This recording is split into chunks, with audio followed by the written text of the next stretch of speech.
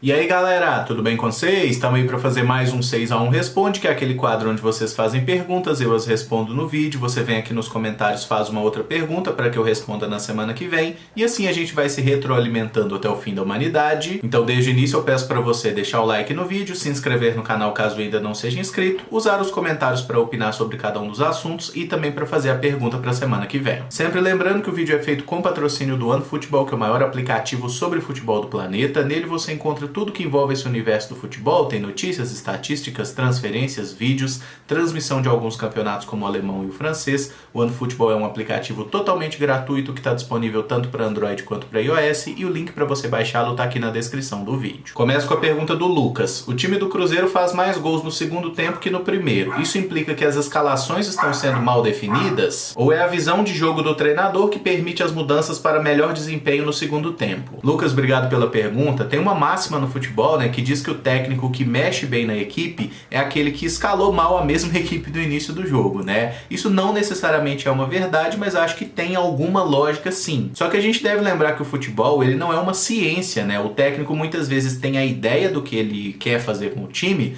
mas ele é refém dos atletas. O técnico nunca é o maior protagonista de uma ação, porque mesmo que ele faça a mexida correta, se o cara entrar mal no jogo, o cara vai jogar mal. E aí o técnico não pode entrar lá e chutar pro cara e fazer a jogada certa. O Felipe Conceição foi perguntado sobre isso numa entrevista coletiva recente, né? E ele falou mais a respeito dos adversários que marcam mais forte no primeiro tempo, por isso que o Cruzeiro está conseguindo achar mais espaço na segunda etapa. Eu acho que tem a ver um pouco com essa questão da escalação e um pouco com o fato de que um mesmo jogador que entra bem no segundo tempo de uma partida, o técnico dá a ele a chance como titular no jogo seguinte e aí ele não produz bem. E aí a gente entra naquelas questões, né, de que o Cruzeiro ainda não assimilou muito bem essa nova proposta de jogo, treinou muito pouco, a pré-temporada foi curta. Então eu acho que tem um pouco a ver com o seguinte: o Cruzeiro está conseguindo achar mais espaço quando o adversário está mais desgastado. Porque nos primeiros 45 minutos, quando está todo mundo bem fisicamente, o adversário está conseguindo fechar e a gente não está tendo a capacidade de criar as jogadas. O Cruzeiro está com dificuldade para criar chance clara. Mesmo naquele primeiro jogo da temporada,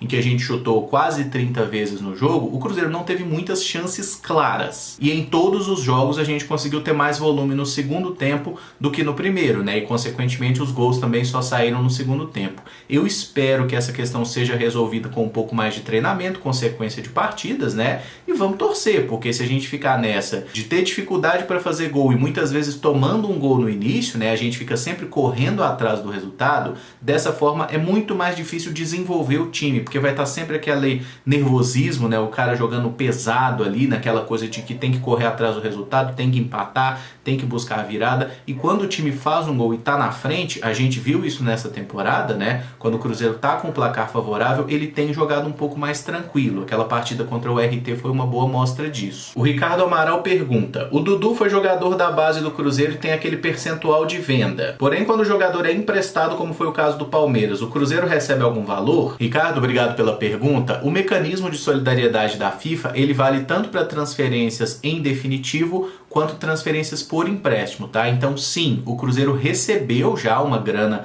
relacionada ao Dudu. Saiu inclusive uma matéria no Globo Esporte no ano passado falando que o Cruzeiro recebeu 680 mil reais, que era a parte que ele tinha correspondente, né? O Cruzeiro não tem 5%, porque o Cruzeiro não formou o Dudu desde o início até os 23 anos. Então, pelo tempo que ele ficou no Cruzeiro, a gente recebeu um pouco menos de 2% desses 5%, tá? Que deu um pouco mais de 600 mil reais. Naquela ocasião, o Dudu foi emprestado para o time das Arábias lá por 7 milhões de euros. Até maio agora, o clube tem a opção de comprar o Dudu em definitivo, pagando mais 6 milhões de euros. Se eles pagarem, o Cruzeiro recebe de novo um percentual também agora relacionado aos 6 milhões, tá? Então o mecanismo de solidariedade da FIFA, ele vale tanto para transferência em definitivo quanto por empréstimo, mas ele só é válido para transferências internacionais. Então, tipo, se o Dudu tá jogando num time lá da Arábia, do Catar, seja lá de onde, e ele vai para um clube do mesmo país, aí o Cruzeiro não recebe nada. Seria a mesma coisa se ele vai do Palmeiras para o Flamengo, por exemplo. Aí a gente não receberia nada.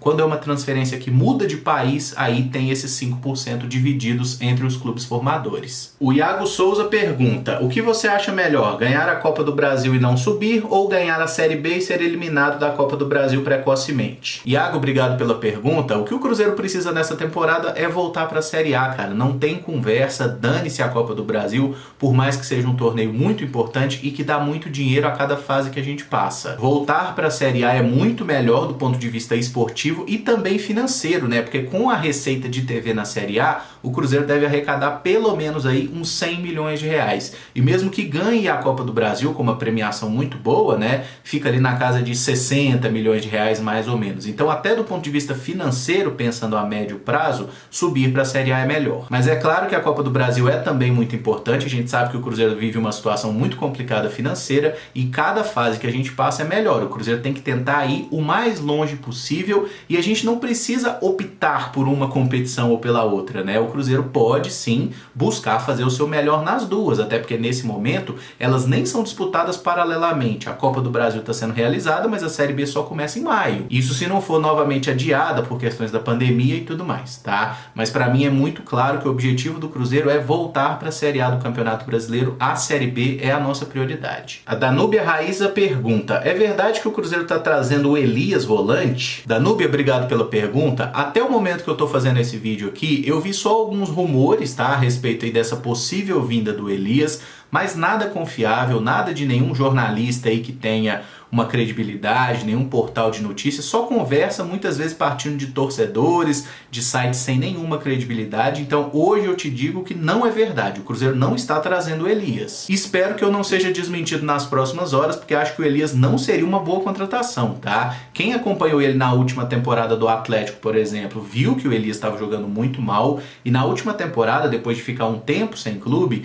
ele foi pro Bahia, contratado a pedido do Mano Menezes, e ele foi muito mal no Bahia. A torcida do Bahia odiava o Elias, tanto que ele tinha contrato até o fim da Série A, até o fim de fevereiro, e no mês de janeiro eles rescindiram o contrato, tá? O Elias e o clube baiano fizeram um acordo, ele nem ficou até o final do campeonato, hoje está novamente sem clube, e esse Elias atual, de 35 anos, completa 36 agora no mês de maio, ele não é sombra daquele Elias que jogou muita bola, principalmente com a camisa do Corinthians, teve aquele momento muito bom no Flamengo também. É um jogador que perdeu muito da sua virtude física, né, que era algo essencial para o jogo dele, essa coisa de ser um volante, mas que chega muito bem no ataque. O Elias hoje não é aquele mesmo jogador. Eu não acho que ele seria uma boa contratação, e se o Cruzeiro quisesse trazer um jogador assim, né, com essas características, que já seja veterano, eu acho que valeria muito mais a pena tentar o Ramírez, por exemplo, que é um cara que tem a mesma questão, problemas físicos, já está no fim de carreira, mas o Ramírez pelo menos tem uma ligação emocional com o Cruzeiro, né? Ele se destacou muito com a nossa camisa,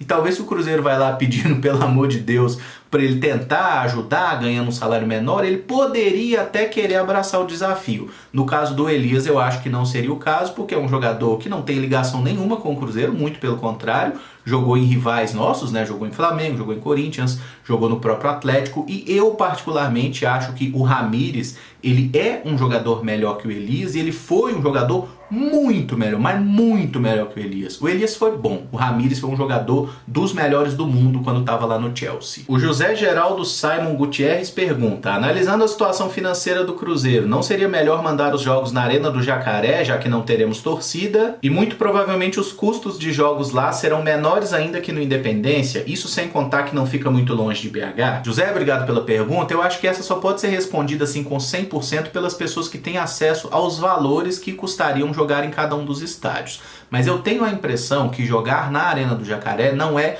muito mais barato do que jogar no Independência não, tá? Até porque para jogar no Independência esse valor já está sendo bem interessante aí para o Cruzeiro, né? Um custo ali de aproximadamente 15 mil reais por partida, o que não é um valor exorbitante na minha opinião. E para você viajar para Sete Lagoas, tem o custo logístico dessa questão e a perda esportiva. Você sair lá do CT da Toca da Raposa em 20 minutos estar no Estádio Independência é uma coisa, lá para Sete Lagoas é mais de 1 hora de ônibus para ir, mais de 1 hora de ônibus para voltar após cada partida. Então eu acho que é um desgaste desnecessário e mesmo que seja um pouco mais barato jogar na Arena do Jacaré, eu não acho que esse custo-benefício compense. Até porque o gramado do Independência é muito bom, a gente viu que o gramado da Arena do Jacaré não tá tão bom assim, e por mais que seja um estádio que tem aí uma ligação emocional com o Cruzeiro, né, fazer da Arena do Jacaré a nossa casa, eu não acho que seja uma boa, porque o Cruzeiro é um clube sediado em Belo Horizonte e se tem estádios disponíveis em Belo Horizonte, a gente deve jogar aqui. O Fute.com pergunta: você ainda acha que existem 12 times grandes no Brasil? Ou acha que há menos ou até aumentou? Para mim são apenas 8 grandes: Cruzeiro, Flamengo, Grenal e os 4 paulistas. Fute, obrigado pela pergunta. Para mim tem muito mais do que 12 clubes grandes no Brasil, tá? Porque assim, essa subdivisão feita lá atrás, né,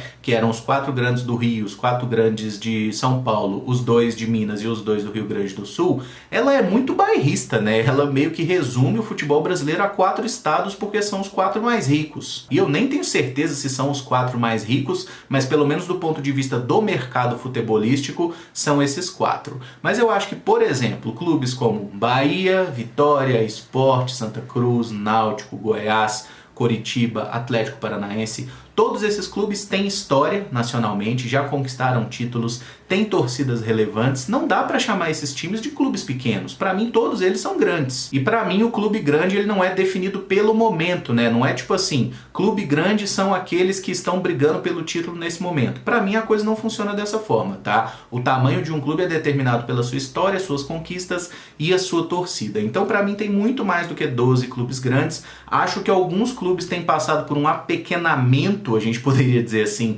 histórico. Um bom exemplo disso é o Botafogo, que há muitos anos não consegue nenhum título. A gente vê que também não tem uma presença massiva de torcedores no estádio quando joga, né, quando podia ter torcida, mas isso não significa que tenha deixado de ser um clube grande, tá? O fato do Cruzeiro jogar a Série B não significa que deixou de ser um clube grande, nem vai deixar, porque tem história demais para isso. E eu acho que existe sim clubes em crescimento, clubes em declínio, a gente pode apontar assim, mas acho que para perder essa alcunha de time grande tem que acontecer coisa demais, cara. Tem que ser assim, muitas décadas de ostracismo, mas usando até um exemplo aqui do futebol inglês, tem inúmeros clubes grandes na Inglaterra que não necessariamente estão na elite do futebol nacional e não necessariamente ganham títulos, tá? Porque a grandeza de um time ela não pode ser medida por 2, 3, 5 anos. Eu acho que um time, para ele passar a ser grande, é uma construção muito mais lenta e muito mais gradual do que isso. E para ele deixar de ser grande também tem que ser uma coisa que vai demandar algumas décadas. O Djalma Silva pergunta: se o rival devolver o 6-1 ou mais, você mudaria o nome do canal? Djalma, obrigado pela pergunta. Eu confesso que estou ligeiramente incomodado. Em toda semana, quando eu vou selecionar o 6-1 Responde, tem umas 3 perguntas de torcedores falando sobre essa questão de uma possível goleada que a gente vai sofrer para o Atlético aí nesse Campeonato Mineiro. A possibilidade da gente tomar uma goleada sempre existe, como existe a possibilidade da gente ganhar. O time do Atlético é melhor que o nosso? É óbvio que é, todo mundo sabe disso. Mas eu vejo que a torcida do Cruzeiro está muito preocupada com essa questão e está sofrendo por antecipação. Se isso acontecer, se a gente jogar mal, tomar um cacete com o Atlético, paciência, gente, perdeu, ninguém vai morrer por isso não. E não está nos meus planos mudar o nome do canal, eu nem sei se isso é possível, tá? E eu acho que o 6-1 que está no nome do canal é muito claro. Por que o nome é 6-1? Por causa daquele episódio do dia 4 de dezembro de 2011, Cruzeiro 6, Atlético 1, possibilidade do Atlético nos rebaixar e o Cruzeiro vai lá e dá uma goleada. Isso é um marco histórico, isso não vai mudar. Se o Atlético ganhar do Cruzeiro de 51-0 nesse jogo do Campeonato Mineiro, não vai afetar a existência do 6-1 lá de 2011. E da mesma forma, se o Cruzeiro ganhar do Atlético de 423-0, eu também não pretendo mudar o nome do canal para 423-0. Vai continuar chamando 6-1. E por fim, o Gustavo Soares pergunta: por vezes a gente tem boas discussões aqui no canal e são desenvolvidas ideias boas que podem ajudar o Cruzeiro. Você já teve indício de que algum técnico ou dirigente do time escutou o canal? Gustavo, obrigado pela pergunta, um abraço para você e demais cruzeirenses aí do Eldorado. cara, nunca tive nenhum indício de que técnico, dirigente, ninguém que mande no Cruzeiro acompanhe meu canal. A única pessoa, digamos assim, ligada ao Cruzeiro, funcionário do clube, que eu sei que em algum momento acompanhou o canal foi o Lucas França, goleiro, tá? Porque teve uma ocasião, acho que foi no início de 2018,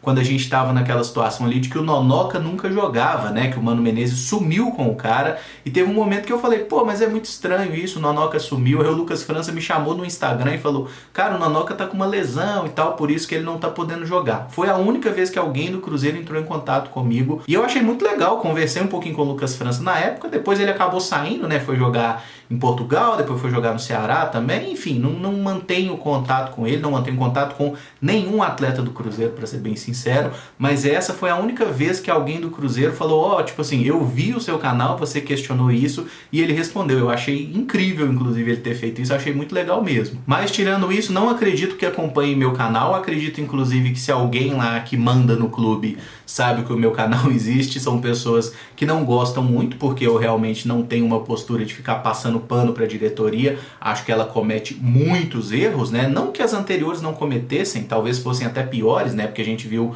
muitos indícios de crimes no clube, mas essa atual também faz muita cagada e eu não vejo o menor problema em apontar erros, como não vejo o menor problema em falar quando eles acertam também. O problema é que eles têm acertado muito pouco e errado demais, né? Mas enfim, eu não tenho esse tipo de ilusão, não quero trabalhar no Cruzeiro, não quero ser amigo de ninguém no Cruzeiro, eu quero fazer meu trampo e o meu compromisso é com a torcida do Cruzeiro, é com vocês, a gente trocar essa ideia e seguir em frente, tá? Porque a instituição em si, eu realmente não presto conta pra eles e não espero que eles me reconheçam de forma alguma. E esse vídeo fica por aqui, se você gostou eu peço que deixe o like, se inscreva no canal caso ainda não seja inscrito e use os comentários para opinar sobre cada um dos temas e para fazer o seu questionamento para a semana que vem. Amanhã a gente está de volta com os vídeos de notícia, muito obrigado por acompanhar, um abraço e até o próximo vídeo. Valeu!